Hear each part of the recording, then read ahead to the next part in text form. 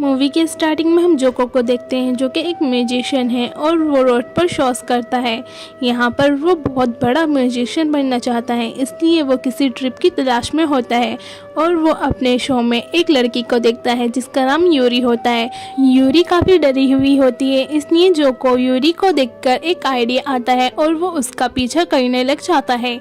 यहाँ पर वो हिम्मत कर उसका सामना करता है और उसको अपने शो में काम करने के लिए मना लेता है और धीरे धीरे उसका शो बहुत फेमस हो जाता है और लोगों को जोको का शो बहुत ज़्यादा पसंद आता है।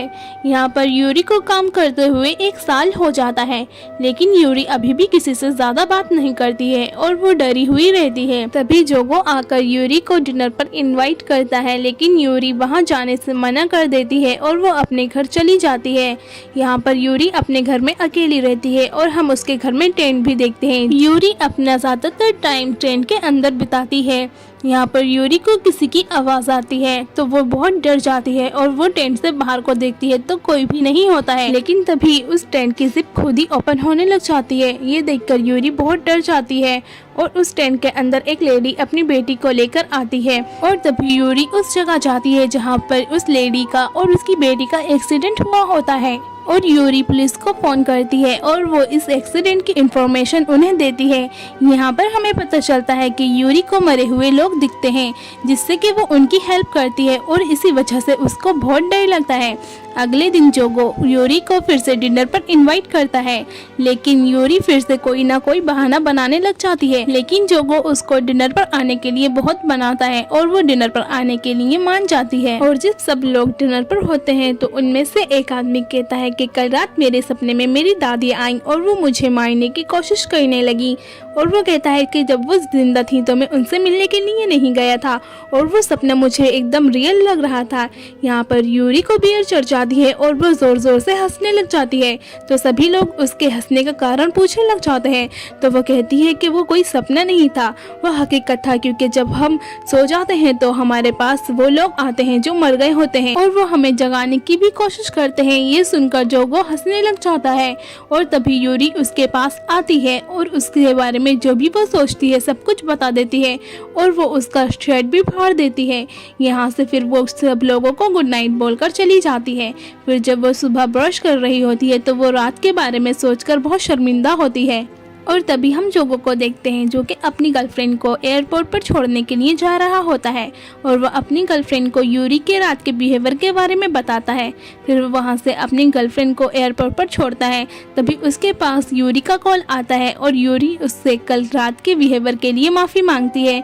तभी यूरी को पीछे से कोई आवाज़ आती है और वो पेंटिंग के पास जाती है तो उसमें से वो आवाज़ सुनती है, लेकिन तभी वहाँ पर एक फ्रेम गिर जाता है और यूरी उसकी तरफ देखने लग जाती है। फिर से वो पेंटिंग की तरफ देखती है तो उसमें से कोई आत्मा नजर आती है और वो जूही कहती है, और ये जूही कौन है ये आपको मूवी के लास्ट में पता चल जाएगा। और तभी जोको उसके घर पर आ जाता है, क्योंकि फोन बीच में ही कट हो जाता है तो वो डर जाता है, इसलिए वो उसके घर आता है और जोको उसके घर पर एक बच्चे को देखता है तो वो उससे उस बच्चे के बारे में पूछता है। तो यूरी कहती है कि ये पड़ोस का ही एक बच्चा है और जोको उस बच्चे को अपने पास बुलाता है, तो यूरी उसको पास बुलाने से मना कर देती है। तभी वो बच्चा वहाँ से गायब हो जाता है और वो बच्चा यूरी के घर में जाकर छुप जाता है। जोको उस बच्चे को ढूंढने लग जाता है और उसकी आवाज़ से उसको पता चलता है कि वो किसी अलमीरा के अंदर है और वो जाकर उस बच्चे को वहाँ से बाहर निकालता है। जैसे ही वो बच्चे वहाँ से बाहर निकलता है तो वो इतनी स्पीड पर भागता है कि जोको को पता भी नहीं चलता कि वो कहाँ चला गया। यहाँ से फिर जोको अपने घर चला जाता है और जब वो अपने घर पर सो रहा होता है तो उसे किसी के दौड़ने की आवाज़ आती है और वो उठकर देखता है तो उसी बच्चे का भूत उसके घर में दौड़ रहा होता है और वो तेज स्पीड पर भागते हुए उसकी तरफ आता है, जिससे कि जोको डर जाता है और वो अपनी आंखें बंद कर लेता है, लेकिन वो बच्चा वहाँ से गायब हो जाता है।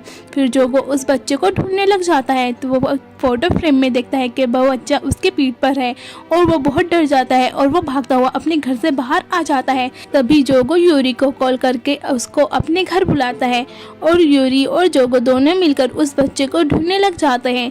तभी यूरी को उस बच्चे का हाथ जोको के कंधे पर नजर आता है और वो उस बच्चे के हाथ पर अपना हाथ रखती है और यूरी को उस बच्चे के बारे में सब कुछ पता चल जाता है। तभी यूरी जोगो को लेकर एक जंगल में जाती है जहाँ पर एक गाड़ी का एक्सीडेंट हुआ होता है और वो उस गाड़ी में एक जख्मी हुए आदमी को देखते हैं और वो आदमी उन दोनों से कहता है कि मेरे बच्चे को बचा लो और वो बैक सीट पर देखते हैं तो उस बच्चे की डेथ हो जाती है। तभी जोगो और यूरी एम्बुलेंस को इन्फॉर्मेशन देते हैं और एम्बुलेंस आकर उस आदमी को अपने साथ ले जाती है और तभी वो बच्चा आता है और उन दोनों का शुक्रिया अदा करता है और वो गायब हो जाता है। तभी यूरी और जोगो को हम एक साथ देखते हैं और यूरी उसको अपने पीछे की कहानी सुनाने लग जाती है और वो बताती है कि उस स्कूल के दौरान एक एक्सीडेंट हुआ था जिसमें उसकी बेस्ट फ्रेंड और वो बेहोश हो गए थे। यहाँ पर एक डॉक्टर आता है और वो यूरी को पहले बचाने लग जाता है जिसके दौरान उसकी बेस्ट फ्रेंड की डेथ हो जाती है और अगर डॉक्टर उसको पहले बचाता तो यूरी की डेथ हो जाती है। यहाँ से फिर वो यूरी उसको परेशान करना स्टार्ट कर देती है जिसकी वजह से उसे आत्माएं दिखने स्टार्ट हो जाती हैं और लोग उससे डरना स्टार्ट कर देते हैं जिसकी वजह से यूरी अकेले ही रहना स्टार्ट कर देती है और उसकी फैमिली में से भी उससे कोई बात नहीं करता है। और तभी यूरी आगे जाती है और वो यूरी से चीख कर कहती है कि तुम कुछ भी कर लो लेकिन मैं अकेले ही बहुत खुश हूँ। यहाँ पर फिर जोगो उसको भी सुनाने लग जाता है और यूरी उससे कहती है अगर उसने भी तुम्हारे साथ कुछ कर दिया तो। यहाँ पर फिर जोगो उससे माफ़ी मांगने लग जाता है और वो एक दिन यूरी को एक आदमी के साथ डेट पर देखता है और ये देखकर उसको अच्छा नहीं लगता है। तभी वो उससे पूछता है क्या तुम उसको पसंद करती हो। यहाँ से फिर वो उस आदमी के पास जाता है और वो उससे कहता है कि मैं उसके साथ बहुत खुश हूँ और जोगो यूरी को एक रेस्टोरेंट में लेकर जाता है और वो यूरी से पूछता है क्या तुम किसी को डेट करना चाहती हो। यहाँ पर यूरी कहती है हाँ कि मैं एक ऐसे इंसान को डेट करना चाहूँगी कि जो कि मेरे साथ रहे और मुझसे डरे नहीं। यहाँ पर वो अपने एक फ्रेंड से मिलाता है और वो कहता है कि ये किसी से डरता नहीं है और वो लंदन में रहता है। यहाँ पर फिर वो उसके साथ डेट पर जाती है और वो दोनों आपस में बहुत अच्छी बातें करते हैं। ये देखकर जोगो को अच्छा नहीं लगता है और वो अपनी फ्रेंड की बुराई करने लग जाता है और उसके पास्ट को जानने के बाद भी वो उसके साथ रहना चाहता है। यहाँ पर हीबो को एक कॉल आता है और वो वहाँ से जाने लग जाता है। जब वो लिफ्ट में होता है तो लिफ्ट एक डरावनी जगह पर जाकर रुकती है। ये देखकर हीबो को बहुत डर लगता है और वो लिफ्ट को बहुत बंद करने की कोशिश करता है लेकिन वो लिफ्ट नहीं बंद होती है और वहाँ पर यूरी आकर उसको बहुत डराती है और हीबो अभी तक आया नहीं होता है इसलिए यूरी हीबो के पास जाती है और हीबो उसको अपने पास आने से मना करता है और वो बहुत डरा हुआ होता है। ये देखकर यूरी को बहुत दुख होता है और वो बहुत रोती है। यहाँ पर यूरी अपने दुख को कम करने के लिए एक बेड से बॉल्स को किक करने लग जाती है। फिर यहाँ पर यूरी जोगो को फोर्स करती है कि वो भी यहाँ पर आकर खेले। पहले तो जोगो मना करता है लेकिन फिर वो खेलने लग जाता है लेकिन वो एक भी बॉल को किक नहीं कर पाता और वो बॉल्स उसके आकर लगने लग जाती हैं।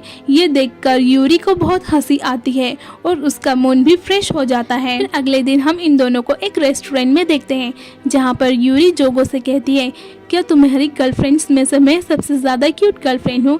यहाँ पर जोगो उससे कहता है क्या तुम्हें पता है कि हॉरर मूवीज़ की हीरोइंस कभी प्यार नहीं करती हैं और अगर वो प्यार करें तो उनके साथ कोई होगा तो उन्हें डर नहीं लगेगा। ये बात कर फिर वो दोनों बियर पीने लग जाते हैं।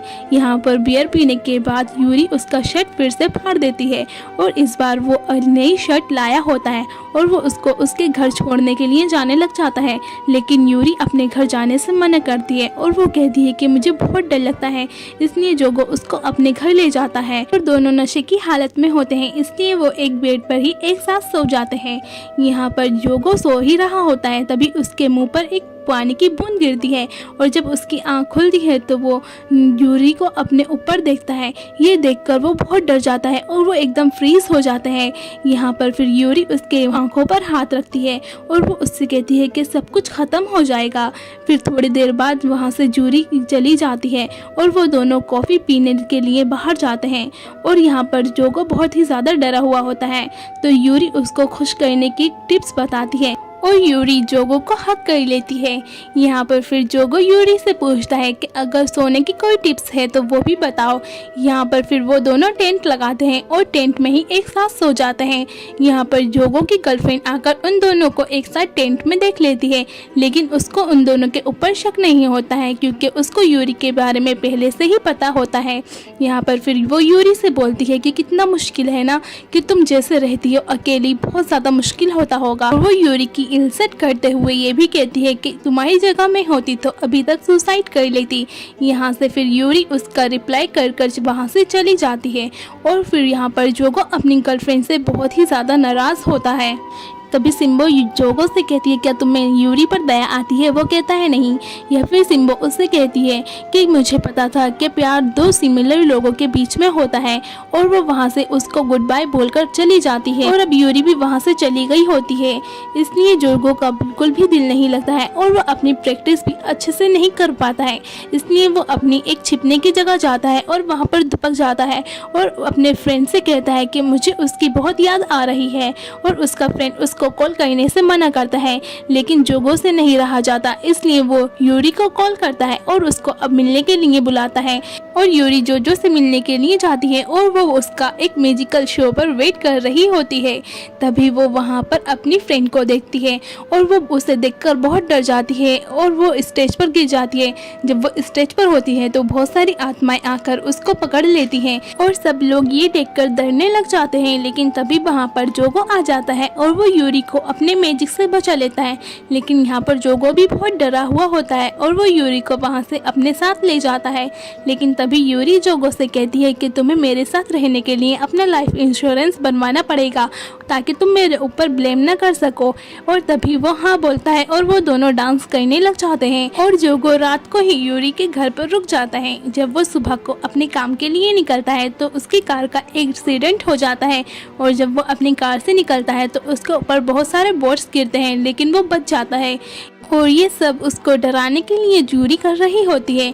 लेकिन यहाँ पर जोगो उससे नहीं डरता है और तभी हम यूरी को देखते हैं और उसके हाथ में एक पेंडल होता है और वो उस पेंडल को लेकर एक मैजिक शो में जाती है जहाँ पर जोगो शो कर रहा होता है। तभी जोगो अपने एक कैरेक्टर से पूछता है कि तुम्हारा कातिल कौन है, तो वो यूरी की तरफ को इशारा करता है और वो यूरी के पास जाता है और वो और कोई नहीं होती है बल्कि वो जूरी होती है और जूरी यूरी को एक बोट के अंदर ले जाती है और वो उसको बंद कर लेती है।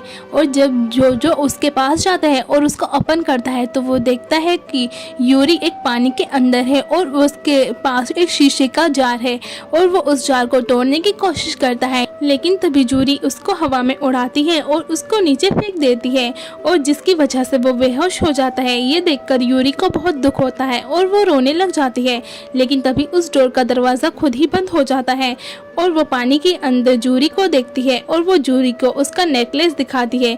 ये देखकर जूरी को याद आता है जब वो बस के अंदर थी तो वो अपना पेंडल यूरी को दिखा रही होती है। यूरी उस पेंडल को देखकर उससे मांगने लग जाती है, लेकिन जूरी उसको देने से मना कर देती है। वो कहती है ये पेंडल उसकी दादी ने उसको दिया था और उसकी रक्षा करने के लिए। लेकिन यूरी उस पेंडल के साथ एक फ़ोटो खिंचाना चाहती थी, इसलिए वो उसके फोर्स करने पर उसको वो पेंडल दे देती है। जैसे ही वो उस पेंडल को अपने गले में डालती है तो उनकी बस पानी के अंदर गिर जाती है।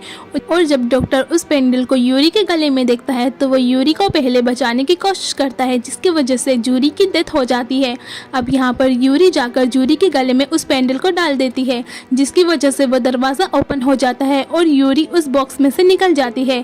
यहाँ पर यूरी जोजो को देखकर बेहोश हो जाती है और जब उसकी आंख खुलती है तो वो अब खुद को एक हॉस्पिटल में देखती है। और अब यूरी जोजो से मिलने के लिए उसके पास जाती है, लेकिन जोजो को अभी तक होश नहीं आया हुआ होता है, इसलिए वो फैसला करती है कि वो इस देश को छोड़कर यहाँ से चली जाएगी। तभी जोजो को होश आता है और वो अपने फ्रेंड से यूरी के बारे में पूछता है और उसका फ्रेंड उससे कहता है कि यूरी यहाँ से एयरपोर्ट के लिए निकल गई है क्योंकि वो इस शहर को छोड़कर जा रही है।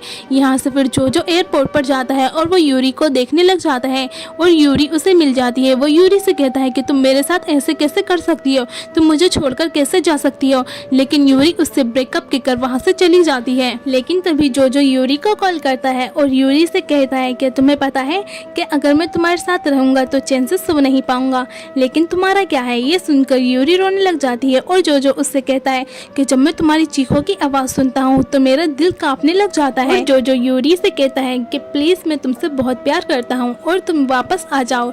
लेकिन यूरी कॉल कट कर एरोप्लेन में बैठ जाती है। लेकिन तभी जूरी एयर होस्टेज को डराकर एरोप्लेन की लैंडिंग करा देती है।